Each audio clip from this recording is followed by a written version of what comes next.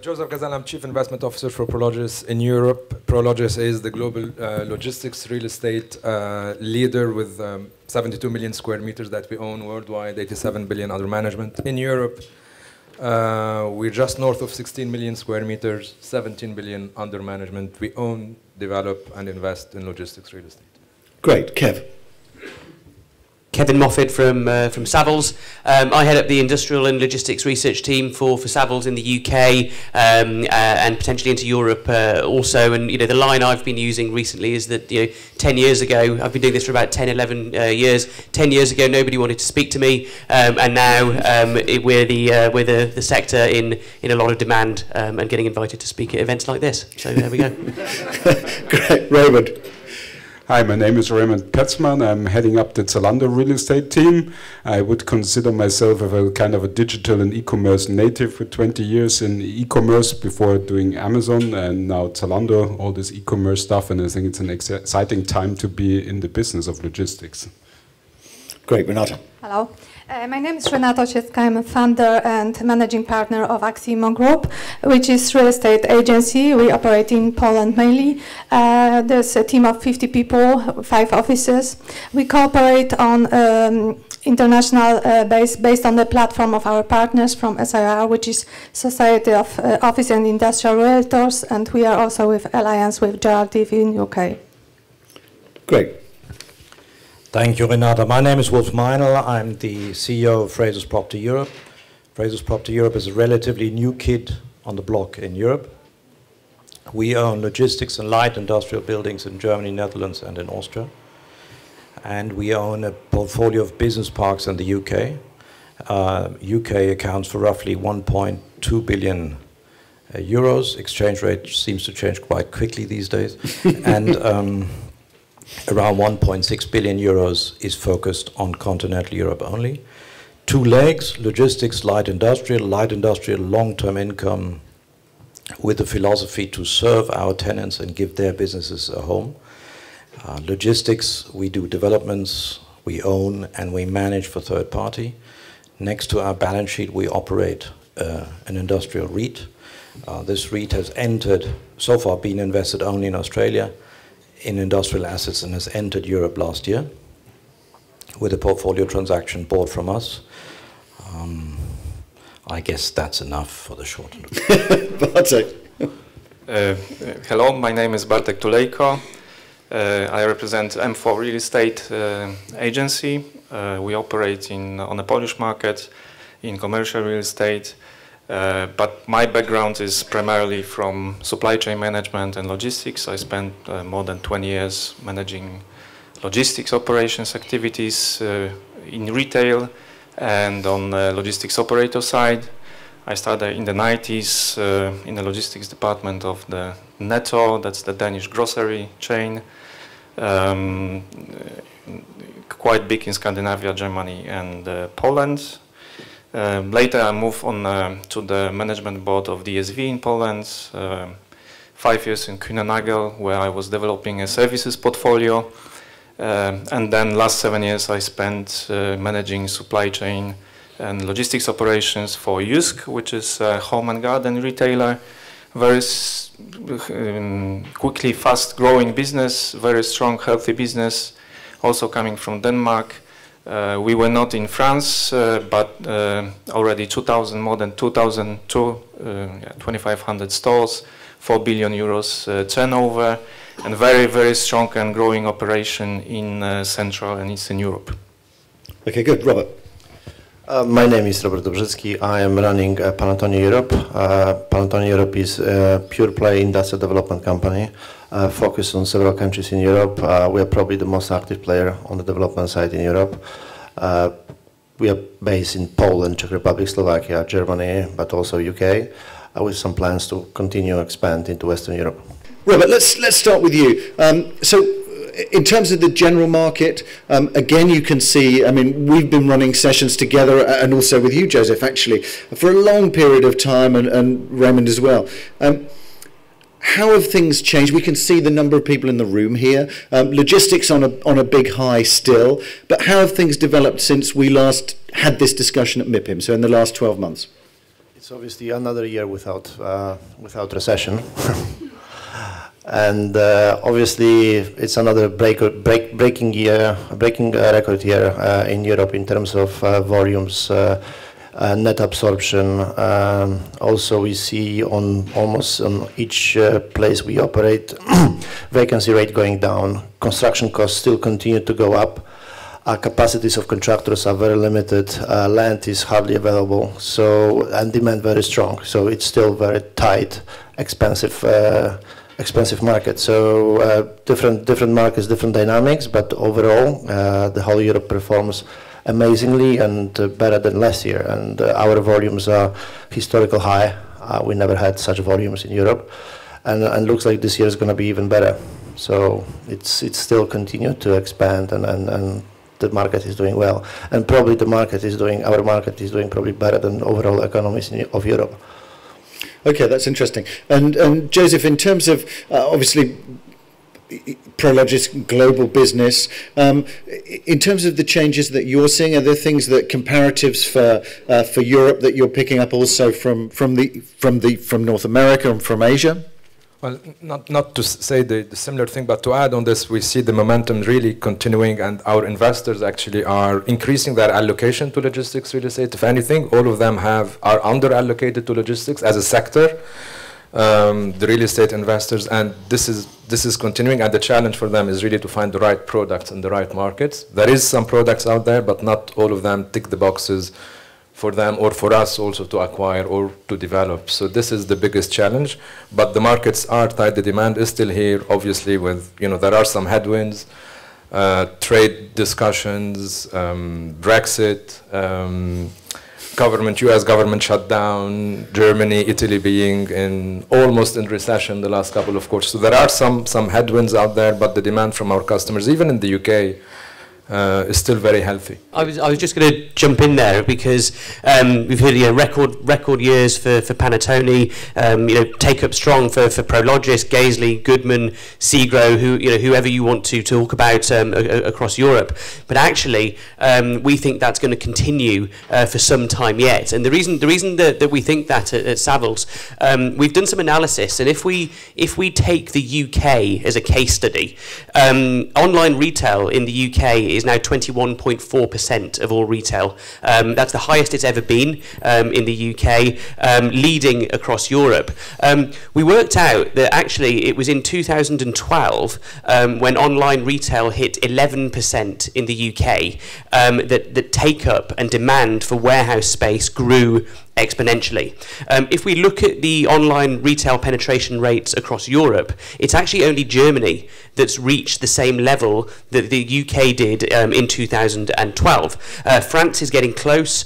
Some countries in the Nordics are getting close. Some countries in other countries in Western Europe are getting close. We buy in forecasts from various retail consultancies, and they're all forecasting every territory within Europe to hit that 11%. Maybe not as soon as some of us would hope, but it all will happen. So that means actually the growth that is coming, we're only really at the tip of the iceberg, if of course you believe the UK is a good case study. I agree with Kevin here. Online sales are definitely a driver for logistics, but they're not the only one. They're the biggest maybe today, but still, 70% or 60 to 70% of all of our leasing is done for non-online customers and for typical regional big box customers that we shouldn't forget as well. Okay, good. And Raimund, let's pick up a little bit in terms of the occupier demand. What are you seeing at the moment in the market? What are the trends that you're experiencing, and what are you looking for? I think it has been mentioned already. The biggest pressure is actually the growth rates. That what you said exactly. I'm also expecting doubling in the e-commerce sector, doubling in the next 3 or 4 years. And if you see how many buildings we have already now, what it means from additional buildings, then of course we have the shortage of land. That's a big challenge. We have to respond, and these topics actually are interlinked and amplify each other. So there is a shortage of land, so you probably have to go in the height with multi-story, and at the same time you have to respond to the labor challenge, because that's the second biggest problem, that it's really hard now, even in countries like it should not sound disrespectful, but 10 years ago you would have never expected that in Czech Republic you cannot operate anymore in a building because you do not find the labor. Or even Romania, I heard yesterday stories that in Romania they have to bring in people from Vietnam to work in a logistic warehouse. So that's a big challenge, and I think automation is coming anyway, but with the pressure on these sectors, we will actually go fast forward to invent in automation that we do not. So it still means we need a lot of people, but it's a difference whether you have 1,500 people or you have 3,000 or 4,000 people you're looking for. So I think that's probably what the most of the occupiers are looking into, to optimize the footprint and the cube utilization, so going higher and bring in more automation. Okay, good. I wanted to pick up a little bit as well from Frank's presentation. Renata, obviously, in terms of some of the trends in your market, is that something that you're looking at? Is that sort of that idea of the Chinese rail coming through, potentially CE through Germany? Is that something that you're looking at the moment? I mean, we observe high activity of Asian funds. So in total stock in Polish market, investment market, it's, I mean, 20% is already in Asian hands, 20% of inventory is in Asian hands. So we see a lot of activity from this side. In terms of the occupiers, I would say it's not so much visible, but the topic is touched for a long time, and maybe next couple of years we will see more and more Chinese or Asian occupiers. But coming back to your first question, is I would say that last year was historical for Polish market because the rents increased for the first time in the 10 years maybe, so we observed increased in rents by 20%, and also there was a high pressure on the yields in investment transaction in the logistic and industrial properties. So this sector is considered as a beautiful daughter, as it was in the past, the ugly one. So it's a historical change for the sector overall. Excellent. Maybe, sorry, just one thing I forgot, because we spoke about China. I think that's also a big trend, that you actually go more to this nearshoring, as it is called. I think, the response times are, you have to be faster and faster. There's a pull supply chain, especially in the sector I'm in now in fashion. It's the reaction times. It's hard to test. Suddenly you find out the green T-shirt is not working. You need it in a maybe slightly different color. Then you have to react fast and just go to the factory and do it. And then sometimes as it is in the moment from China, is not always working. So I'm actually expecting that this is also a little bit changing. Even China will always play an important role, but there will be also other countries coming in nearer to Europe, and the factories being closer to the final customer. So that's also a trend you have to consider, that not everything is coming from China anymore. Okay, good. You were agreeing with that, Bartek, by the looks of it. I would agree that the supply chains become more customer-centric, and you have to be closer to the customer. I had also seen it in retail operation that I was part of. We were developing new distribution centers. We actually decided for the next step to be in Bulgaria. Nobody is mentioning Bulgaria, and people always wonder why Bulgaria, but okay. You mentioned it 3 times now, Bartek, so that's good. But Romania is also a very interesting market, growing double digits, and I'm talking about the local consumption here.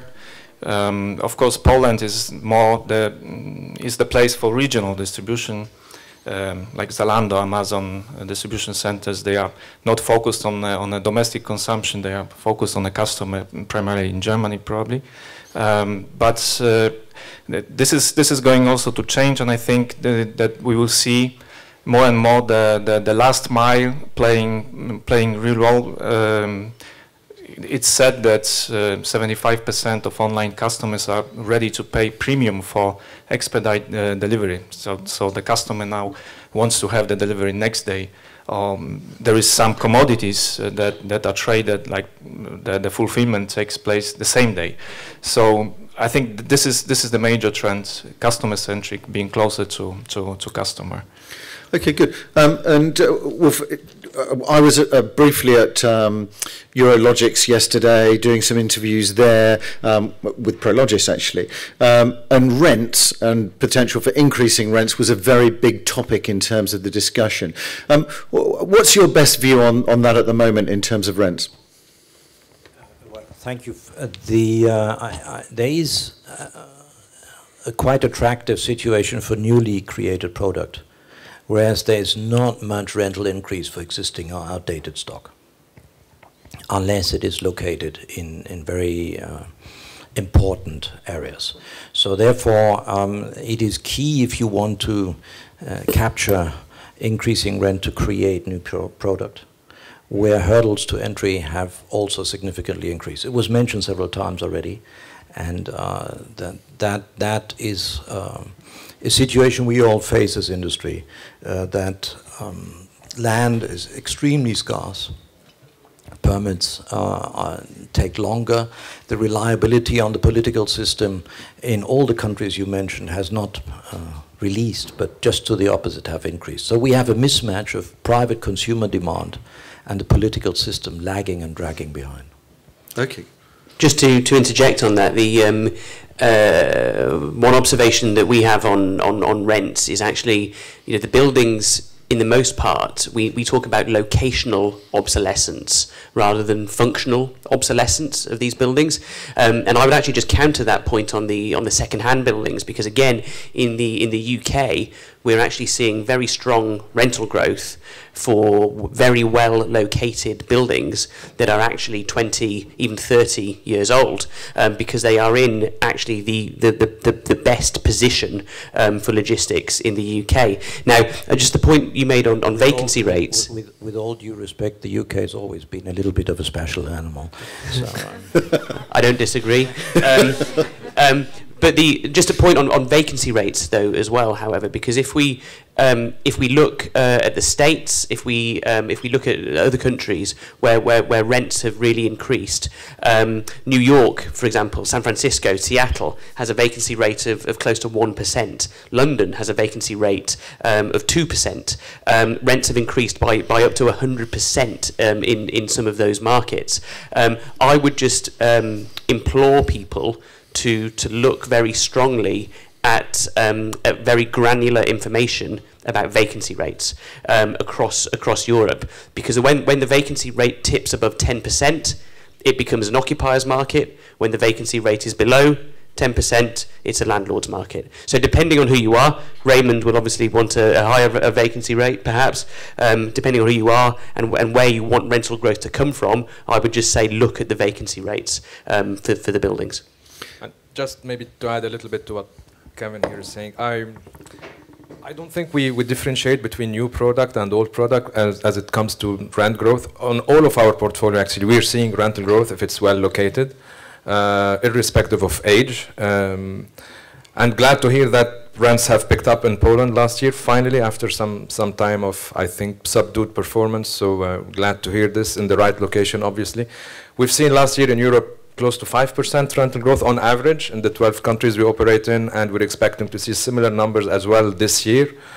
So we're not really differentiating. If anything, actually, on newly built product, we see more competition, and maybe the rents can be a bit subdued related to, you know, existing properties. But location matters a lot. But probably something, of course, I would always like to have lower rents, as you know. But I think that the point is that I would rather say that it's not so much the market anymore. So it's because it was a long time, it was just driven by market trends, you know, what the interest rates are doing and what is happening. But I think more today it's more about educated decisions. I think it's more the function of costs. So you have more and more professional occupiers, and you have also data, you know, all the data are available, you can check what it is. You just see what are the land costs, what is the construction cost, and then you come up with a, you know, applying a yield. So I think it's not anymore that you just say, now I'm increasing my rent because the market is asking for it, because the occupier would not pay just to, because then probably optimize it for themselves and say, okay, then I develop and make a sale and these back. So I think there will be rents going up, and of course there has to be a market reaction, especially with the yields. I guess people will be not happy forever to have 4.1% or something, so they would try to get a little bit more, but it will be more educated, I think, and not in such a cloud where you just can do whatever you want. Yeah. So I agree on the education piece, and here a lot of our customers actually are looking at the total cost of occupation rather than the pure rent per se. So some of the innovations we've introduced, there was a panel earlier on with Francois Ries on some of the light smart and solar smart initiatives that we're introducing, where the total cost of occupation for a customer is what matters, and they look at their energy bills, their labor costs, and I invite you for this also for our panel at 2 p.m. labor panel in the Palais to also join this, because as Raimund mentioned, this is going to be a growing topic, the availability of labor, the automation ready buildings that we should design and build for our customers in the future, for it to be more flexible and for them to be able to operate not irrespective of labor, because they will need labor, but to be able to put automation in it and invest in that. Yeah, that's a very big topic. Renata.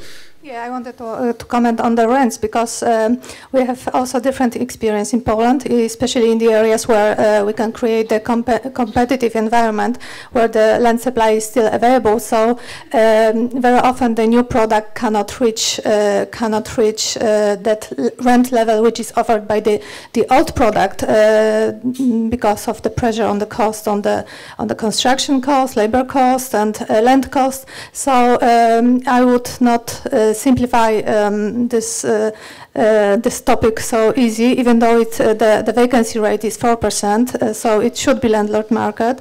We have big differences between old and new product in terms of rents. Okay, good. And Robert, I wanted to pick up with you the point that Joseph then made and had been made already about labour, particularly in the CE markets. Is that a growing issue for you? And also, do you have concerns over the fact that obviously the German market, in terms of its GDP, the economy, was flat in the last quarter? Does that mean that there could be a knock-on effect from, for example, for logistics that is servicing that market to be impacted? Yeah, absolutely. I mean, labor is the main theme, I would say. I mean, everything is currently around labor. I mean, locations, the customers are kind of deciding where to locate, and labor is the key. So obviously, based on the labor availability, there are new locations being created, and in core markets perceived so far, sometimes labor is not available, so obviously the demand is softer. So we follow the customer, and in many cases we build in locations which are maybe today less established, but over time they'll become more core. But today there's labor, so labor is the main driver behind what we do. And Central Europe versus Germany, obviously slowing German GDP doesn't help Central Europe. I mean, Central Europe is a supplier spark of Germany. So clearly that doesn't help, but I guess still there is a big gap between Germany and Central Europe in terms of cost, in terms of flexibility of labor code. So I think the flow is still there and it will continue. And I guess if you look at the European map, Europe is obviously a quite large place, but there are certain places in Europe where most of the volume is in terms of new demand, and that's definitely Germany and Central Europe. And this is for anybody really. Oh, did you want to pick that up, Bartek? Yeah, we're talking labor, and I think this is really important, valid point. It's becoming increasingly important to attract and keep the specialists, the best people on board. We have seen that the wages were growing last 2 years for more than 20%. And nobody likes that, of course, to look at that. And there is always a question, what will be the next year and 3 years from now and 5 years from now. But there is also a side effect to that. The domestic consumption is growing as the wages grow. So this is also propelling the consumption market. On the other hand, looking at the labor costs in Poland, it is still 1/4, 25% of that in Denmark. I think 30% of the labor cost in Germany. And if you look at the studies available, in 10 years from now, the wages in Poland will still be 50–60% of that in UK, if you take UK as a benchmark. So I think there is still a long road to go. Poland is still well positioned in terms of cost on the logistics map. And how big a factor for everybody is the technology side? Joseph just mentioned it there, whether that's artificial intelligence, whether that's robotics, whether that's also automated van driving, you know, whether or electrification. How big are those influences, both from an occupier side, but also from a developer and owner side? From our side, huge. I mean, this is, for us, the next wave of how we're going to develop and own and refurbish our existing buildings. To simplify it a little bit, I mean, what we've done the past 10 years is not going to be enough to take us to the next wave, the next 10 years. So we're looking a lot into this. We're listening to our customers, what our customers are telling us. Labor is a big theme. Total cost of operations, how can we make the buildings smarter, more innovative. Introduction of automation, obviously electrical van, electrical deliveries, electrical trucks, vertical movements of goods inside the building. How can we make all of this efficient? This is pretty much, I would say 50–60% of the conversations we're having with customers today. Okay, good. Raimund, yeah. I agree. As I said before, I think inside the building you will see a huge change. It will be completely different as it is today, but it also does not mean because the investment is high and also the investment in the old building was high. So some investors always ask me what happens with more automation, the old buildings getting obsolete. It's not going to happen. I think there's buildings which operate, and I think they will operate also for a longer period, but inside it will be completely different. But also, you know, this autonomous driving, truck driving, I think this will have a huge impact. It's a little bit the crystal ball thing, but since I consider myself as digital native and I have seen, you know, this exponential growth in many areas, I also think that we completely underestimate what's going to happen with trucks and also with cars. I always used to say in these events that I have a personal bet for 10 Amazon shares that I'm thinking now 9 years, last year's what 10-year times, that I think in cities like London or, you know, Paris, you will not have any owned cars anymore. You will only have autonomous Uber transport systems.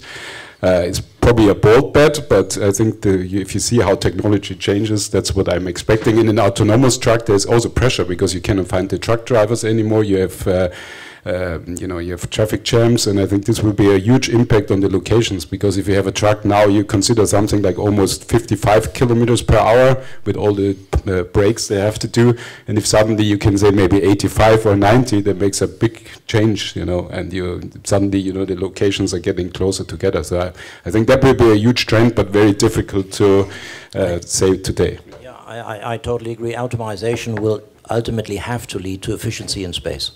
And those who invest into these structures, they will survive in the market. And that cannot be with the tenants alone. That will have to be with the operators. So those of us who are willing to invest into automated systems for more efficient storage systems will have an advantage compared to their competitors. Next to that, I agree with Joseph that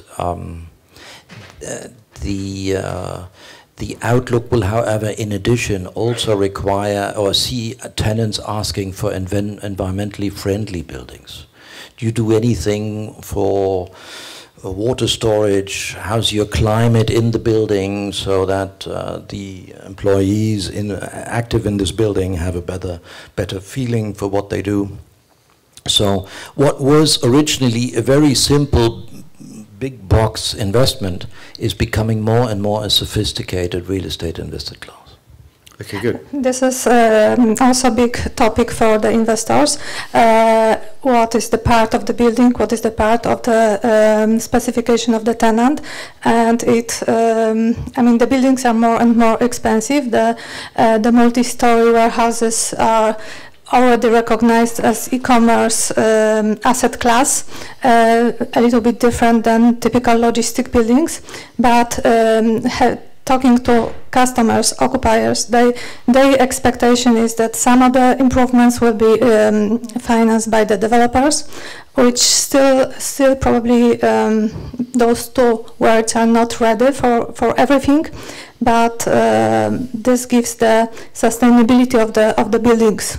So one quick last one for everybody, which is in terms of investment or location, where do you see the sort of best opportunities? And let's stick to the European market. Where do you see the best opportunities at the moment? Let's start with you, Robert, if we can. Yeah, I'm still a great believer of Central Europe, but in terms of kind of attaching Germany to Central Europe, that's core industrial place of Europe, and it's going to stay. That's going to be the biggest source of volume, tenant demand. It's very diversified, it's very deep, and it's going to continue like that. And it has Germany and Central Europe is a kind of a very good couple where Central Europe is serving the German market is much cheaper. This is the core industrial logistic place of Europe, and it's going to stay in the long run. Okay, great. Bartek. Poland is a very interesting country with a population of 38 million. And about 15 or so cities, more than 200,000 inhabitants, so quite evenly distributed across the country. And what we see, the development is concentrating around 4 or 5 industrial regions, and I think this is still a potential to explore the potential of country, of other cities than those 4 or 5, the biggest ones. Okay, good. The answer depends on your risk-return profile. So if you're seeking a relatively low risk-return profile and have a long-term horizon, then core Europe is definitely a good place. And core Europe is the core Eurozone, which means the belt which was perfectly described by Frank, so Netherlands down, Germany, Northern Italy, whereby Northern Italy suddenly is a different risk-return profile. For political reasons, not for reasons of individual wealth. Northern Italy, in general, has a significantly higher wealth than all Germans have. So it's for political reasons that we would probably have to be a little bit careful looking at Italy. Therefore, it requires a little bit more higher risk-return profiles from a perspective of a global player like Frasers Properties, definitely in Asia. We've just expanded significantly in Thailand. Acquiring a development and logistics investment business. We are expanding carefully in China, which is not easy for an Asian group that is non-Chinese. And so consequently, we do see the Silk Belt, which was described in the beginning, as the driver for investments going forward. Okay, good. Thank you, Renata. I would say for Poland, so it's last mile delivery. It's a new format for our market. It covers the requirements from e-commerce, and it covers the market, the requirements from distribution sector. These projects are located in a short period of driving time to the centers, and this market is growing, gives good return, and offers sustainability. So I would say city logistics, urban logistics, or last mile delivery, all this type of formats are the assets I would look at. Okay, good. Raimund. I think it's without saying that the established market, what you call the core markets, will continue to be successful. But if you talk about opportunities, it's also about finding something, maybe the hidden champions. So personally, I think the CEE sector will play a bigger role in the future, because what Kev said before, they have still a lot to catch up with e-commerce, and we see it now. The initial movements into Poland, for e-commerce was maybe really more to deliver for Germany. But we see now with Zalando, in Poland we're really a good business. I think a lot of people buy fashion in Poland and in Czech Republic as well. And I guess there is, now even the markets are catching up, that there is more interest to do the e-commerce by themselves. That's the reason why I would say, in these markets there is still a lot of e-commerce logistics to be done, actually to serve the home market and not only Germany. If you're looking at the UK, I think two interesting things are coming. One is multi-story warehousing.